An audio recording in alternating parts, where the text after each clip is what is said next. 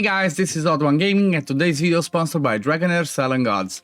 Dragonheir Silent Gods is an amazing high fantasy RPG game that I've been in love with for quite a while. It's been my favorite game for the last year. So if you want to start playing this game today, make sure you use the link in the description or in the pinned comment of this video to download it. You can play it on any devices. It's available on Android devices, iOS devices. It's even on Mac, and it's on the Epic Games Store and on Steam. So this game has been doing some really great stuff when it comes to visuals, when it comes to the dungeon mechanics and all of that. And it also has some really cool stuff happening with the Dungeons and Dragons collaborations that has started on the 23rd of February. So the first installment actually of their collaboration with Dungeons and Dragons was a few months back, and they brought Drizzt the Urden to the Dragonheir world, which is amazing. I definitely loved it. I went for a copy. The story was really amazing and the fights were really awesome. I got myself a few copies actually, as you can see over here. It's part 3. Okay, I did spend a bit. Okay, don't judge me. But yeah, this was the first installment where the story was about Drizzt and about Heir to the Baylor. That was a pretty fun one. If you want to check that story out, by the way, it's on my YouTube channel. Just go through my channel and search, Drizzt Heir to full story. I have a full video, recorded the whole thing, so make sure you go check that one out.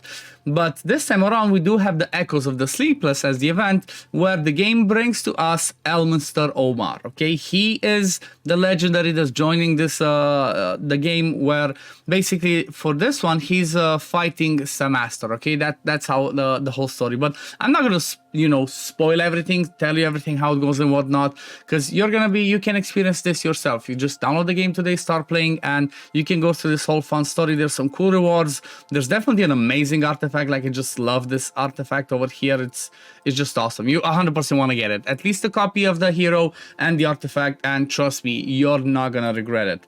But what I want to talk about today in this video is actually I want to talk about the end game boss. Okay, we do have in season 2. We want to specify season 2 because if you start playing the game today, you have to go through season 1. Then you're gonna get to season 2, and when it comes to season 2, you're gonna get to the boss named Mekkatorque. Okay, it's a little bit quirky and different from the first one, from the first season's and game boss, and I want to go through it, and I want to give you kind of my part 1 impression, my part 1 guide of it, because after it hits 50%, the boss gets stronger. So let me move myself to this side first, and let's read this one. So it says, as usual, each hero can only be deployed in Rasp of Gears once every day. So once you use them once, that's it, you cannot use them again. Difficulty will be increased when the boss's HP reduces to 50%, okay? So that's what I meant about part 2. The boss is currently on my server at least at 25.85%. So I'm expecting in a couple of days, which is going to be by Friday, the boss to hit 50%, okay? Once that happens, the boss is going to get more powerful. And that means it's gonna have more skills, it's gonna do more damage and whatnot. So I'm gonna make a second part once I see that, because there might be some different, mechanics. There might be some different heroes I might suggest and whatnot. But when it comes to the boss's skills, there's a lot happening, okay? When it comes to his standard skills, it's not too complicated, okay? Deals fire damage twice to all enemies. Fair enough. Fire damage to all enemies. Fair enough.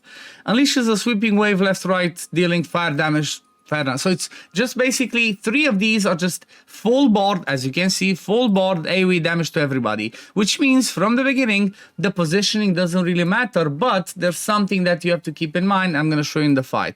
But actually, this is going to change. It doesn't really matter in a sense of if you have your people grouped up or split up. You want to keep them grouped up together to make it easier for your healers to heal up. So that's the middle 3 ones, which are not as complicated. However, the third one, actually this one, you do have to keep in mind that it says the damage is dealt from left to right. Okay, so that means each hit deals damage, but reduces the damage for each subsequent target. Okay, so for example, if you have your tank, your healer furthest to the left, that one takes the first damage. Then the next one takes 10% less, next one 10% less, and so on. You get the gist. You basically want to have your squishier people more towards the right. So that's really important.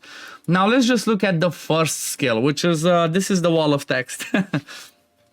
So fires missiles at all enemies, dealing fire damage 3 times, then summons 6 magic crystal projectiles on the right side of the field. You see the trick is like on the right side, but then the other one counts from the left. Okay, so magic crystal projectile. Damage and debuffs applied to the projectiles are applied to Mecha Torque simultaneously, while the projectile also inherits misstep from the Mecha Torque. This is the most important part that you need to know about this boss, okay? This part over here, the fact that every amount of damage and debuff that you do to the projectiles goes straight to Mecha Torque, which means that basically these 6 things are the most important things you want to hit, which means AoE is king, okay? For this fight, AoE is king. Nothing can compete with AoE in this fight. Trust me, I tested, I did Ice Blast, I did whatever. It's AoE is gonna be the way, and you're always gonna try and focus every single your best damage possible on these balls when they spawn, okay, on these magic crystals. So definitely keep that in mind, because I want to emphasize a ton of it, so you don't get to it and you're like, okay, what do I do? Do I do single target? Do I focus this? Do I do that? No, everything your best hits should be focused on this one. When defense penalty to be on, damage smash to be on, all when this one's happening, okay? Now let's move on. I emphasize them a lot. Okay, once the projectile reaches 1 HP, it gains core damage. The projectile launches lasers at set interval, dealing damage to enemies within a line, and additionally inflicts recharging speed penalty on the target if the projectile is not under core damage. So you get the gist. If you basically, you know, after they spawn, if you hit them and you get them to have to be in that core damage state, then you're not going to get recharge speed penalty, which means you should be just fine. You don't need to worry about bringing a cleanser or a you know, somebody puts up debuff immunity, as long as you kill them. That's most important. So that's the first one, and honestly this is the most important one from my point of view, because this is what straight up tells you from the beginning, this is what you have to do in this fight. This is what you know, most important thing to make you succeed. Now let's move over to this one. His ultimate is a little bit the same, but this one hits really hard. I did not want to read this one with the other ones of, like, you know, AoE, because this one hits extremely hard. So from what I've seen is you kind of want to try and have either attack penalty or shields during this one, okay? Because charges up briefly, then unleashes a high energy beam, dealing fire damage on all enemies 5 times. This one definitely like hits like a truck. This is most of the time where I get one shot, okay? It's either this one or, funny enough, after that, it's actually this one that hits extremely hard. I wish they would, you know what? I wish there was something they would introduce for the fights as well. Show us the multipliers. You know, you give us the multipliers for the heroes. We can click on details. It shows us 700% attack, 300% attack, 5,000 enlightenment. Show us the same thing here. Like, why not? You know, that's my suggestion for Dragonheir. That would be really nice to, at least, you know, it's gonna make it easier for us to prepare and be like, okay, I want attack penalty for this one because this one does 1,000% attack, whereas this one does 300% attack, you know?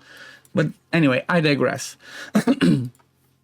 So this one's just straight up damage. Then the passive. Okay, this is the interesting part that you definitely want to keep in mind, because this can be a game changer. And I have some ideas of some heroes I want to bring in just because of this passive. That those heroes are usually completely useless, but this passive is just going to make it a reason for them to be in the team.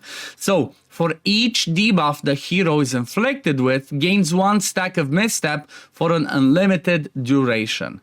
Increases damage taken by 10%.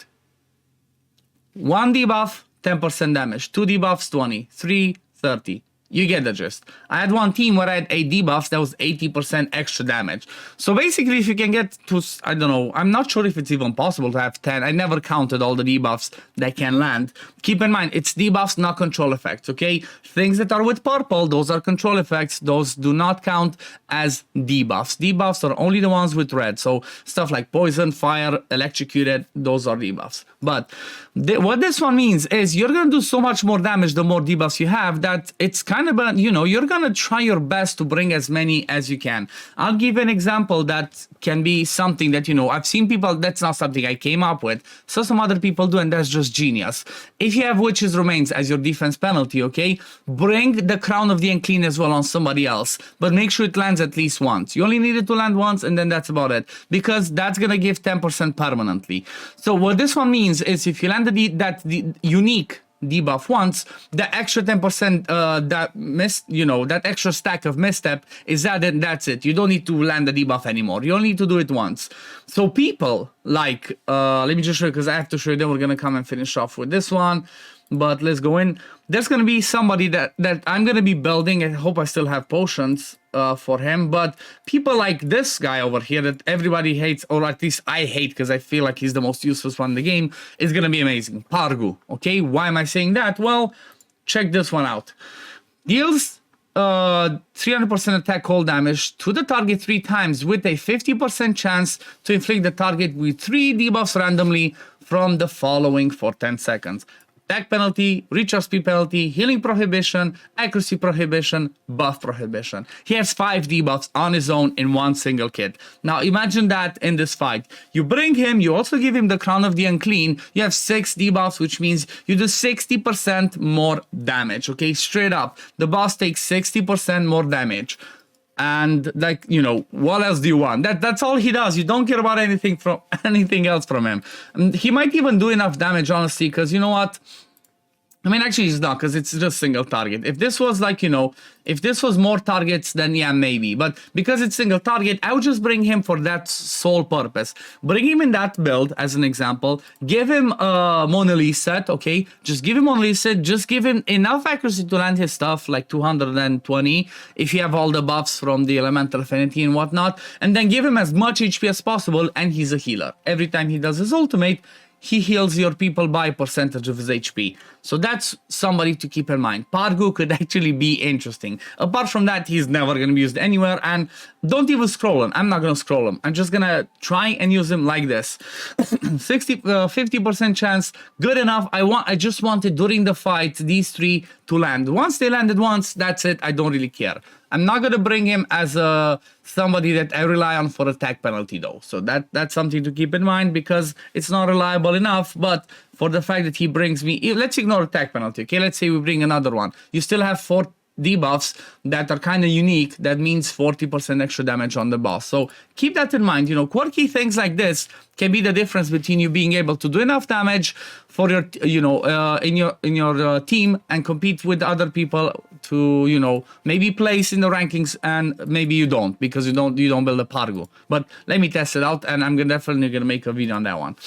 Then the passive, this one's another interesting one. So this passive says like this: gains immunity to all control and ultimate down effects, just as usual. One thing that they don't mention over here is the fact that he's also immune to the recharge speed penalty. You can land it, but it influences nothing. I did not know that. It doesn't mention anywhere, but it's the case. I guess maybe ultimate down immunities, maybe recharge speed penalty falls into that category. But the next part is the important one to keep in mind, because there might be some quirky people you might use because of that. When inflicted with Charmed, Fear, and Blind, the hero gains a stack of Thwarted Transmission for 10 seconds. Decreases damage dealt by 30%. So you might have some heroes that, you know, bring attack penalty, and that's about it. You're like, I don't want to bring him. But they might also have Charmed. They might also have Fear. They might also have Blind. I'll give an example of a hero that I looked and maybe, you know, it seems like she's useless. She would not bring too much for this team, but she's amazing as a support in general. Faesa, okay? Well, what does Faesa have? She has 75% chance to apply blind on her ultimate, but it also applies recharge speed penalty, which means 1 more for that misstep, which gives it weakness, and it also lowers the damage, you know, gives damage reduction, damage delay on the battle skill, which can be really powerful considering how hard this boss can hit. I'm not sure if this one, the debuff, the small debuff that she applies on the boss, counts or not. You know, let's just for a test, let me just throw it in there. Let's see, does it show? Because it should straight up show. Okay, it doesn't. So it does not count as a debuff towards that misstep. But still, at least you can see that. Oh god, I hope I don't save it. Don't save it. Redeploy. Oh god, imagine I save a 6 damage. That's it. But yeah, so that's something to keep in mind. Like all of these quirky things are really important to know, because they, like I said, they could be the difference between you being able to build amazing teams or not. And then let's see, last one. The last one is the usual stack, gains a stack of permanent overheated. Oh wait, no, this is different. My bad. I thought this was the one that gains extra damage. The damage keeps going up, but it's a bit different. So gains a stack of permanent overheated each time a skill is cast, okay? Attacks all enemies at regular intervals. While the hero is under overheated, attacks all enemies every 10 seconds, with each stack of overheated dealing fire damage. This is gonna hurt. Towards the end, he gets to like 70, I think, or 80. This is gonna hurt. Every 10 seconds, when that happens, you're in for a ride. I think this is exactly the reason why the ultimate hits so hard. Because, well, basically when he does that, after the ultimate, this one happens, the 10 second happens, and he does the damage to all of them. That hurts really hard. But yeah, I think that's about it. That's about it for the boss's skills. Then when it comes to the, what's it called, to the damage, well, you basically need to do for the daily damage 140 million, okay? You need to do 140 million to grab all the daily pulse rewards, and that's about it. But after that, keep in mind the damage rankings, okay? The rankings can be crazy, and these are important because after they're done, look at the boosts that happen in there. 25, 25,000, 30,000, 35, 40. So, you know, this can be the difference between you keeping your, I don't know, top 20, top 50, top 100 position or not. So even though you only care about 140 million to get as your top damage per day, you want to still try and keep yourself, you know, in the mix over here, okay? Because otherwise, you're going to fall behind and you might not qualify in the rankings if you care about, you know, the season reset rankings. So, which means that my suggestion is, obviously, if you can, try to get as many teams as you can to the highest stage, but keep in mind that the damage starts to go down after you hit 200 million, okay? After you hit 200 million per key, the boss takes 90% less damage. It's over here. I'm not going to go read every single one of the details over here, but keep that in mind, because that, where was it said? Like, why am I not seeing it? It was in the info. It's not in this one. Oh yeah, over here, sorry, my bad. Mekkatorque takes 90% less damage after taking more than 200 million damage in the battle. So, after you hit 200 mil, don't, you know, if you see that your team keeps going, and if you have something really powerful in there and you can move to another team, keep in mind, you know, that might be a move. The same way that, like, I had lots of 4-man or 3-man teams for the Chaos Shadows. Try to have as many teams to close to 200 million as you can, because you might be ranking if you care about that. If not, have fun, enjoy, and, you know, do your thing, I suppose. But anyway, I guess we're gonna leave it at this. I just wanted to, you know, give you a first impression and, you know, a first guide of this, because there's so many things that you know, while I was playing, I kept realizing this, realizing that, and whatnot. Oh yeah, let me show you quickly before I forget something that 99% of the time is really important in this game, and that's positioning. So honestly, I've not done it. I have no idea why, but everybody said it. Do not have people over here, ranged ones, okay? If you have somebody that's a melee over here, you're just fine. You know, let's just for the sake of testing, let's see what's happening. You have people over there. So you see, Arachis goes ahead. It's fine. The boss is gonna be spawning the stuff over here. Those balls. So let's see what happens if that one. Oh, okay. So they kick you out. So basically, if you're there, the boss just, those balls should, I never test, this is the first time, this is so funny. So the magical crystals, they just, if you're there, they just kick you out. So basically, that's a no-fly zone, okay? So don't put your people on these 6 positions, everything else towards the left, unless they're melee, like I showed, then they go forward, and then you're gonna be just fine. And keep in mind that some of these melee have an interesting position, an interesting thing for positioning. I'm gonna show you more in my videos, in my teams and whatnot, but keep in mind their areas, how they do damage and stuff like that, because some can be really quirky. Like, I'll give an example. I just had my teams over here with somebody like a Sagomir, okay?